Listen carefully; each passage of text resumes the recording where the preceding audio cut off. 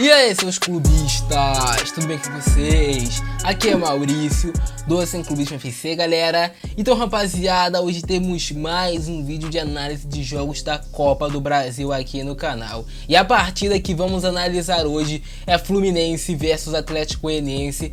A eliminação vergonhosa ontem, vexatória do Fluminense contra o Dragão. Sim, cara, o Atlético Goianiense venceu o Fluminense por 3-1 e se classificou para as oitavas de final da Copa do Brasil. E se você curte esses vídeos de análise aqui no canal, já deixa o like aí embaixo, é muito importante o seu like para você me motivar a continuar trazendo esse quadro de análise aqui no canal, que agora ficou um pouquinho mais difícil, mas que vai ser mantido sim esse quadro, pode ter certeza. É só vocês estourarem o botão de like e deixar muito like aí embaixo. Também já aproveita, me segue no Instagram se você quer ter um contato mais direto comigo, se você quer fazer um pedido de vídeo para eu fazer, pede lá pelo Instagram, porque a gente pode trocar uma ideia da hora. Fechou, irmão? Bora, e agora sim, bora pra análise de Fluminense versus Atlético Goianiense.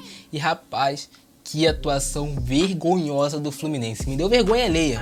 Então, rapaziada, o Fluminense já entrou em campo com uma escalação errada, pelo menos no meu ponto de vista. O Fluminense entrou com Luiz Henrique de centroavante, entrou com o Nenê, que em tese jogaria mais centralizado, entrou com o Michel Araújo jogando aberto pela ponta direita e com o Wellington Silva jogando pela ponta esquerda. Você olhando essa escalação do Fluminense, você vê que o Fluminense tinha apenas uma opção de velocidade, que era o Wellington Silva. Então, se o Fluminense tinha apenas uma opção de velocidade, ficava muito mais fácil para o Atlético Goianiense arrumar uma marcação forte para cima do Wellington Silva, que era o jogador de velocidade, o jogador do drible. Pelo outro lado, Michel Araújo é um jogador mais cadenciado, o Nenê é um jogador lento e o Luiz Henrique não é centroavante, estava na cara que era mais um jogo que ele não ia render fazendo essa função. Como o Odair Hellmann tinha que ter entrado com o time do Fluminense? O Wellington Silva aberto pela esquerda, Luiz Fernando aberto pelo lado direito e quem sabe o Michel Araújo jogando mais centralizado. E aí o centroavante teria que ser o Fred, já que é o único centroavante que tem no elenco, já que o presidente do Fluminense decidiu vender o Evanilson nesse momento que era tão importante para o Fluminense avançar de fase na Copa do Brasil. O Fluminense não tem um centroavante, o Fred não viajou com a delegação e o time ficou bem prejudicado, que teve que queimar logo o Luiz Henrique como centroavante. Então o Fluminense já entrou todo errado na partida, já tinha tudo para dar errado quando você olhava a escalação do Fluminense. Mas tudo bem, o torcedor estava bem confiante porque era um jogo contra o Atlético Goianiense, um time que não tem tanta expressão no futebol brasileiro, mas que vem sim obtendo resultados bons no Campeonato Brasileiro. Então mesmo o torcedor entrando confiante já ficou com o pezinho atrás, tá ligado? E já no início do jogo, aos 3 minutos, já dava pra ver que, mano, ia ser aquele jogo que se o Fluminense passasse, ia ser bem complicado, o torcedor ia sofrer até o último minuto. Pois já aos 3 minutos o Atlético Goianiense teve sua primeira chance, um chute do Marlon Freitas, após uma boa jogada do Janderson pela direita, ele fez um bom cruzamento, o Marlon Freitas apareceu livre dentro da área do Fluminense, não teve nenhum volante que fez a cobertura, não teve nenhum volante que se aproximou do Marlon Freitas, que finalizou livre, só que ele pegou mascado na bola e a bola acabou saindo, até com certo perigo ali pro gol do Muriel. Se fosse um jogador de mais qualidade do que o Marlon Freitas, poderia até ter marcado o gol e o Atlético Goianiense sairia na frente com apenas 3 minutinhos de jogo. E aos 10 minutos do primeiro tempo, Gustavo Ferrares explorou as costas do Calegari, fez um cruzamento, Muriel foi tentar segurar a bola, mas a bola acabou batendo no seu joelho e sobrou para o Chico, que abriu o placar. Aos 10 minutos do primeiro tempo, o Fluminense já perdeu a sua vantagem. O Fluminense nem pôde ficar jogando com o regulamento debaixo do braço, porque aos 10 minutos teve uma falha bizonha do Muriel, que acabou entregando o gol de bandeja para o Chico do Atlético Goianiense, e as coisas acabaram se encaminhando do jeito que o Wagner Mancini tinha planejado na cabeça dele. Fazer um golzinho lá no início do jogo e acabar com a vantagem do Fluminense, acabar com tudo que tinha pensado o Odair Hellmann para aquela partida. Aos 36, mais uma jogada do Gustavo Ferrares nas costas do Calegari. Dessa vez ele fez o cruzamento, mas o Yuri, que era o centroavante do Atlético Goianiense, acabou perdendo na disputa para o Egídio, que fez o corte. Uma coisa que estava me deixando bastante incomodado no Fluminense no primeiro tempo era como o time não reagia, cara. O Atlético Goianiense atacava, era intenso o jogo todo e o Fluminense parecia que estava cansado, morto na partida literalmente. Os laterais não tinham cobertura, o meio de campo estava frouxo, a marcação estava frouxa, nem o Dodi, que é um jogador de mais pegada, estava correndo tanto como corre no seu habitual. O Hudson é um jogador pesado que não consegue marcar ninguém, que não conseguiu acompanhar os jogadores do Atlético Goianiense na corrida e por isso o Fluminense estava deixando muito espaço pelas laterais. O Atlético Goianiense dobrava o ataque pelas pelas laterais. Ele subia com seus atacantes e utilizava muito bem os seus pontas, e os meias também chegavam para fazer um apoio e fazer as jogadas acontecerem. Aos 42 minutos do primeiro tempo, teve mais uma jogada de linha de fundo agora nas costas do Egídio. O Dudu fez o cruzamento para o Gustavo Ferrares, que ganhou de cabeça do Calegari, que é um jogador baixo, só que a bola acabou saindo pela linha de fundo, não ganhou tanto perigo assim. Mas se fosse um cabeceador mais nato, se não fosse o Gustavo Ferrares, que é um jogador que não tem essa característica de cabecear, o Atlético Goianiense poderia ter marcado mais um gol.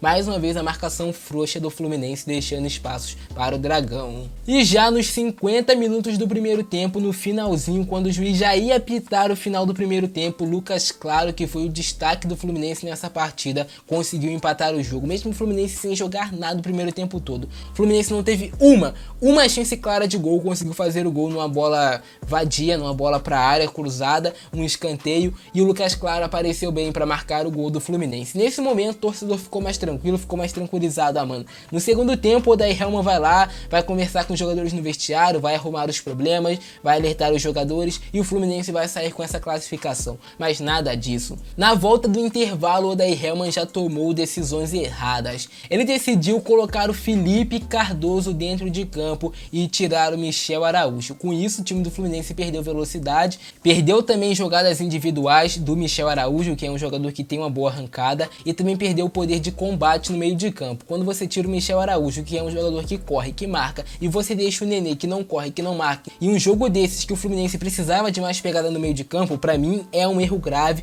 foi um erro grave, deixou ainda mais o meio de campo espaçado para o Atlético Goianiense circular com mais facilidade. Não satisfeito com esse erro, o Odair Hellmann decidiu tirar o Wellington Silva e também decidiu tirar o Luiz Henrique e colocar Paulo Henrique Ganso, mais um jogador lento no meio de campo, e também decidiu colocar o Fernando Pacheco. O Fernando Pacheco substituiu o Wellington Silva ali como jogador de velocidade pelas beiradas, como eu já disse. Era uma jogada muito previsível do Fluminense e fácil de ser marcada, porque era o único jogador de velocidade dentro de campo, cara. Ninguém precisa encostar no Ganso e ficar marcando ele, porque sabe que ele não tem mais arrancada. Ninguém precisa mais também encostar no Nenê e marcar ele homem a homem, porque sabe que ele não tem velocidade para chegar na linha de fundo ou fazer algo do tipo. Ele colocou o Nenê como ponta, centralizou o Ganso e deixou o Fernando Pacheco aberto na outra ponta, e deixou o morto do Felipe Cardoso como centroavante. Não tem como dar certo. Não tem como, cara. A cada mexida do Odair Hellmann, ele prejudicava mais o time e aquilo estava visível. O torcedor do Fluminense já estava pensando, mano, eu acho que o time vai ser eliminado. O Fluminense não tinha poder de reação. Mas mesmo com todos os erros do Odair, o Atlético Goianiense não voltou também para o segundo tempo. O Atlético Goianiense perdeu um pouquinho da sua intensidade, perdeu o poder ofensivo, não estava mais conseguindo jogar com tanta velocidade como conseguiu jogar no primeiro tempo. Mas mesmo com todos esses erros do Odair Hellmann, o Fluminense teve a primeira chance clara no segundo tempo. Aos 30 minutos da segunda etapa, o Fernando Pacheco arrancou pela direita, rolou a bola do outro lado para o Nenê, que estava livre, ele ajeitou a bola para o Felipe Cardoso, que finalizou muito mal, como de costume. Então o Fluminense foi perdendo chances, na verdade perdeu essa única chance que teve clara no jogo todo, e o Atlético Goianiense não perdoou. 3 minutos depois, teve lei do ex. Bola chutada pelo Janderson, que o Fluminense deixava muito espaço no meio de campo, ele teve espaço para finalizar. O Muriel espalmou a bola para dentro da área, como se fosse verdadeiramente um goleiro mão de pau, espalmou a bola para dentro da área, e o Marlon Freitas veio com raiva do Fluminense, finalizou uma pancada e fez o gol do Atlético Goianiense. Então o Atlético Goianiense fez 2-1, estava levando o jogo pros pênaltis. Já no finalzinho da partida, o jogo parecendo que ia para as penalidades e tudo mais, o Nenê teve uma chance, sim, o Fluminense teve mais uma chance de matar o jogo. Ele arrancou pela esquerda, entrou dentro da área e finalizou mal a jogada. Poderia ter feito algo bem melhor naquela finalização, errou mais uma finalização e o torcedor continuava agonizado. Se o Nenê faz o gol ali, acabou o jogo, o Fluminense estava classificado. 2-2, o Atlético Goianiense não ia fazer mais 2 gols nem a pau, cara, nem a pau. E se fizesse o terceiro, o Atlético Goianiense levaria o jogo para os pênaltis. Então era algo totalmente diferente, tá ligado? Se o Nenê faz aquele gol, mas ele perdeu mais uma chance clara do Fluminense. E foi então que aos 47 da segunda etapa, Mateuzinho entrou nas costas do Calegari, fez o cruzamento, a zaga do Fluminense dormiu e o Matheus Vargas se antecipou ao Egídio e fez o gol da classificação do Atlético Goianiense. É cruel, né, cara? Aos 47 do segundo tempo, aí o Fluminense não tinha mais como reagir, acabou o jogo, né, rapaziada? O Atlético Goianiense se classificou, jogou melhor, classificação merecida. Se teve uma coisa que foi merecida, foi a classificação do Atlético Goianiense, foi superior ao Fluminense o jogo todo, então nada mais justo do que o Atlético Goianiense vencer o duelo, vencer o confronto e avançar para as oitavas de final da Copa do Brasil. O Atlético Goianiense nessa noite de quinta-feira fez uma atuação de time grande e o Fluminense fez um jogo de time pequeno. As eliminações vão ficar na conta de Odair Hellmann, péssimo treinador, mexe mal. Cara, sempre quando o Odair Hellmann vai fazer uma substituição, parece que ele pensa em piorar o time, não em melhorar, e na conta do Mário Bittencourt essa eliminação do Fluminense. Mas o torcedor já tá até ficando acostumado, cara. Foi eliminado esse ano na Sul-Americana precocemente pela União La Calera. Agora foi eliminado precocemente na Copa do Brasil pelo Atlético Goianiense. O ano do Fluminense praticamente acabou, agora é brigar ali para ficar no meio da tabela no Campeonato Brasileiro. Não vejo o Fluminense com esse treinador almejando briga por Libertadores. E é complicado, cara. O torcedor já começou a cancelar o sócio torcedor. O torcedor tá revoltado com o Odair Hellmann de treinador, tá revoltado com esse presidente que se preocupa mais em ficar bem com a mídia, fazer lacração na internet, do que gerir o futebol do Fluminense, de gestão de futebol. Esse cara não entende nada de futebol, então é mais um presidente que vem prejudicando bastante uma das grandes instituições do futebol brasileiro. Mano, se tu não entende nada de futebol, tá fazendo o que aí, cara? Quer ficar bem com mídia, quer fazer lacração e tudo mais, vai virar político, cara. Agora, presidir um time de futebol e fazer essa vergonha que tá fazendo nesse ano, e prometeu que o Fluminense ia brigar por títulos em 2020, prometeu, fez a campanha toda que o Fluminense ia voltar a brigar por títulos. Aí chega na hora, é totalmente o oposto. O Fluminense não briga por títulos, é eliminado precocemente das competições que poderia almejar ser campeão, então é vergonhoso, cara. Torcedor que apoia Mário Bittencourt nesse momento, que apoia o Odair Hellmann, não é torcedor do Fluminense. Tem que sim cobrar, cara. Tem que cobrar. Independente se você é ou não sócio, tem que cobrar, cara. O cara é presidente do seu time. Você não pode aceitar calado qualquer besteira que ele faz. Então, galera, essa foi nossa análise aí do vídeo de hoje. Se vocês curtiram, deixa o like, se inscreve no canal, ativa o sininho. Nem vou mais aqui ficar me estressando com o presidentezinho, com esse treinador. É complicado.